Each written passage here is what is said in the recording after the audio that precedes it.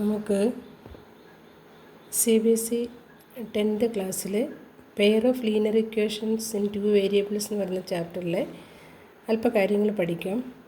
നമുക്കവിടെ ആ ചാപ്റ്ററിൽ പഠിക്കാനുള്ളത് pair of linear equations solve ചെയ്യുന്നതും ഗ്രാഫിക്കലി സോൾവ് ചെയ്യുന്നതും അല്ലാതെ 2 മെത്തേഡുണ്ട്, എലിമിനേഷൻ മെത്തേഡും സബ്സ്റ്റിറ്റ്യൂഷൻ മെത്തേഡും. ഈ 3 കേസും നമ്മൾ ഇതിനകത്ത് പഠിക്കാനുള്ളതാണ്. വളരെ പ്രധാനപ്പെട്ടതും കുറേയേറെ ക്വസ്റ്റ്യൻസ് ചോദിക്കുന്നതുമായ വളരെ പ്രധാനപ്പെട്ട ചാപ്റ്ററാണ്. അതിൻ്റെ ഫസ്റ്റ് സ്റ്റാർട്ടിങ്ങിൽ കിടക്കുന്നത് ഒരു 2 ലൈൻസ് ഇൻ്റർസെക്റ്റ് ചെയ്യുന്നതിനെ പറ്റിയുള്ള ഒരു 3 കേസ് സ്റ്റഡി പറഞ്ഞിട്ടുണ്ട്. നമുക്കതൊന്ന് നോക്കാം. അപ്പോൾ case 1, the 2 lines intersect at A point. 2 lines intersect ചെയ്യുന്നു ഒരു പോയിൻറ്റിൽ.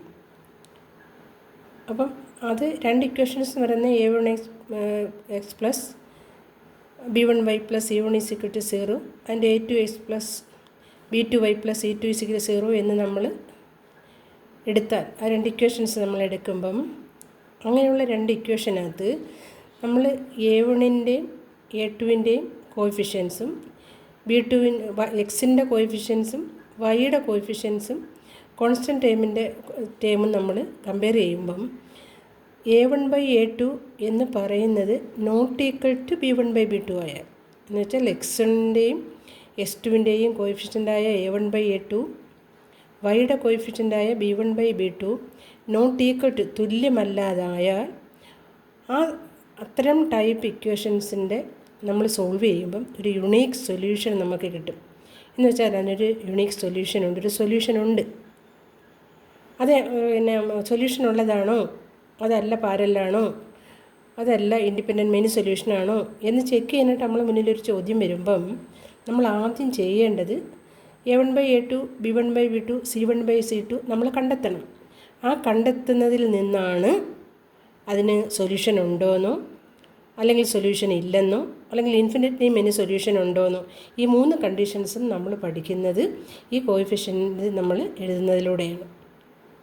ഒരു എക്സാമ്പിൾ പറഞ്ഞാൽ s plus 2y is equal to 0, 3s plus 4y plus 20 is equal to 0 എന്ന് പറയുന്ന 2 ഇക്വേഷൻ നമ്മളെ മുന്നിൽ തന്നു. അവിടെ നമ്മൾ a1/a2 കണ്ടുപിടിച്ചപ്പം a1 എന്ന് പറയുന്നത് നമ്മൾ അറിയാലോ 2 ഇക്വേഷനാണ്. അവിടെ എക്സിൻ്റെ കോഎഫിഷ്യൻസ് 1 ഇവിടെ എക്സിൻ്റെ കോഎഫിഷ്യൻസ് 3 ആണ്. എന്ന് വെച്ചാൽ ഒന്നാമത്തെ a1x പ്ലസ് a2y, അത് രണ്ടാമത്തെ a2 3/1 എക്സിൻ്റെ കോഎഫിഷ്യൻ്റ് 1/3 എന്നെഴുതി. ഇനി b1/b2 എന്ന് വെച്ചാൽ വൈയുടെ കോഎഫിഷ്യൻസ് 2/4. കോൺസ്റ്റൻ്റ് ടൈം ഇവിടെ കോൺസ്റ്റൻ്റ് ടൈം 0 ആണ്. 2y plus 0 is equal to 0. Constant time ഇല്ല, 0. ഇവിടെ 20, അപ്പം 0/20. 3 നമ്മൾ കണ്ടുപിടിച്ച് വെച്ചിട്ട് നമുക്ക് നോക്കുമ്പം ഇവിടെ a1/a2 1/3ഉം b1/b2 2/4ഉമാണ്. അപ്പം നോക്കുമ്പം തന്നെ നമുക്ക് മനസ്സിലാക്കാൻ പറ്റും a1/a2 not equal to b1/b2. അങ്ങനെ കണ്ടീഷൻ കിട്ടിയാൽ ഉടൻ നമുക്ക് ഉറപ്പിക്കാം this type of lines are അല്ലെങ്കിൽ ഇക്വേഷൻസ് ആർ, അത് സോൾവ് ചെയ്യാൻ പറ്റും. അതിൻ്റെ യുണീക്ക് സൊല്യൂഷൻ ഉണ്ട്, ഒരു 1 സൊല്യൂഷൻ ഉള്ള 2 ഇക്വേഷൻസാണ്. അത് നമുക്ക് മനസ്സിലാക്കാം. That is these lines R intersect at A point. Intersect ചെയ്യുമ്പോൾ എന്തായാലും കൂട്ടിമുട്ടും. ഇൻ്റർസെക്റ്റ് ചെയ്യുമ്പോൾ നമുക്കൊരു യുണീക്ക് സൊല്യൂഷൻ അവിടെ കിട്ടും. ഇനി കേസ് 2, നമ്മൾ ഇവിടെ ഇൻ്റർസെക്റ്റ് ചെയ്തു. ഇവിടെ ഇൻ്റർസെക്റ്റ് ചെയ്യാതെ 2 ലൈൻ ഇങ്ങനെ കിടക്കും. ഇങ്ങനെയുള്ള ലൈൻസ് നമ്മൾ വിളിക്കുന്ന പേര് പാരലൽ ലൈൻസ് എന്നാണ്. These are parallel lines. അവിടെ നമ്മൾ ഒരു എക്സാമ്പിൾ കൊടുത്തിട്ടുണ്ട്. ഏതാണ്?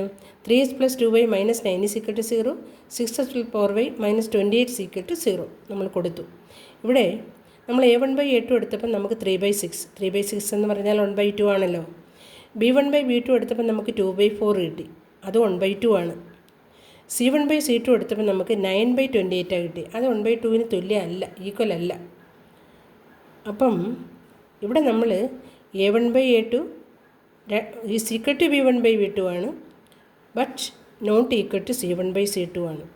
അത് തുല്യമല്ല നമുക്ക് കിട്ടി. മനസ്സിലായോ?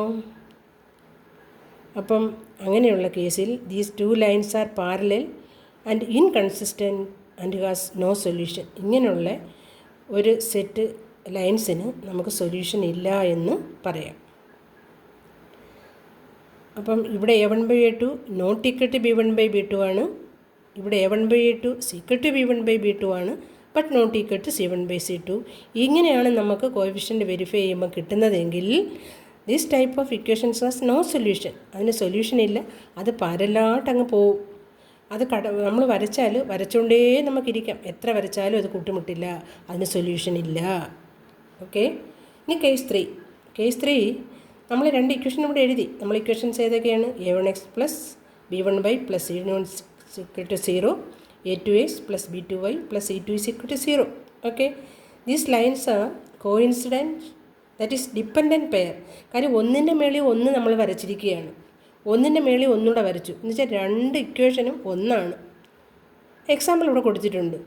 നമ്മൾ എക്സാമ്പിളിൽ നിന്ന് a1/a2 കണ്ടുപിടിച്ചപ്പോൾ 1/2 കിട്ടി, b1/b2 കണ്ടുപിടിച്ചപ്പോഴും 1/2 കിട്ടി, c1/c2 കണ്ടുപിടിച്ചപ്പോഴും 1/2. എന്ന് വെച്ചാൽ a1/a2 സീക്വറ്റ് b1/b2 സീക്വറ്റ് c1/c2 ആണ്. a1/a2 b1/b2 c1/c2 തുല്യമാണ്.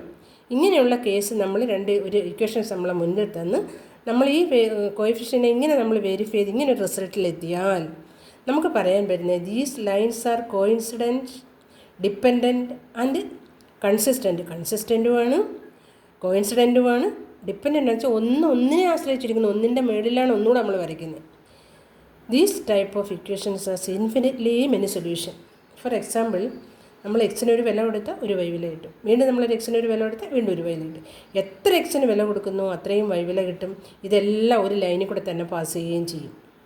ഇവിടെ നമ്മൾ 2 ഇക്വേഷൻസ് ഉണ്ട്. ഇവിടെ നമ്മളിത് ഗ്രാഫിൽ പഠിക്കും. ഗ്രാഫ് ഉപയോഗിച്ച് നമ്മൾ സോൾവ് ചെയ്യാൻ പഠിക്കുമ്പം ഇത് വ്യക്തമായിട്ട് നമുക്ക് മനസ്സിലാവും. അവിടെ ഒരു ക്വസ്റ്റ്യൻ ഉറപ്പായിട്ട് ചോദിക്കുന്നതാണ്. ഇതും ഏത് ടൈപ്പിലുള്ള ഇക്വേഷൻസ് ആണെന്നുള്ളത് മനസ്സിലാക്കി വെച്ചേക്കണം. ഇത് മനസ്സിലാക്കി വെച്ചെങ്കിലേ നമുക്ക് കെയുടെ വാല്യൂ കണ്ടുപിടിക്കാനൊക്കെയുള്ള ക്വസ്റ്റ്യൻസ് ഉണ്ട്. അപ്പോൾ ഇത് നന്നായിട്ട് മനസ്സിലാക്കി വെച്ചേക്കുക. ഇത് സിമ്പിളാണ്. ഇത് 3 കണ്ടീഷൻസ് നമ്മൾ മനസ്സിലാക്കി വെച്ചാൽ ഇത് വ്യക്തമായിട്ട് മനസ്സിൽ വെച്ചേക്കണം. ഇത് ഉപയോഗിച്ച് നമുക്കിനി ഗ്രാഫ് വരച്ച് സോൾവ് ചെയ്യാനുണ്ട്. ഈ 3 ടൈപ്സ് ഓഫ് ക്വസ്റ്റ്യനും വരും. ഇത് സൊല്യൂഷൻ ഉണ്ടെങ്കിൽ ഗ്രാഫ് വരച്ച് സോൾവ് ചെയ്യാൻ ചോദിക്കും. അപ്പോൾ നമുക്കത് പിന്നെ പഠിക്കാം. ഓക്കെ.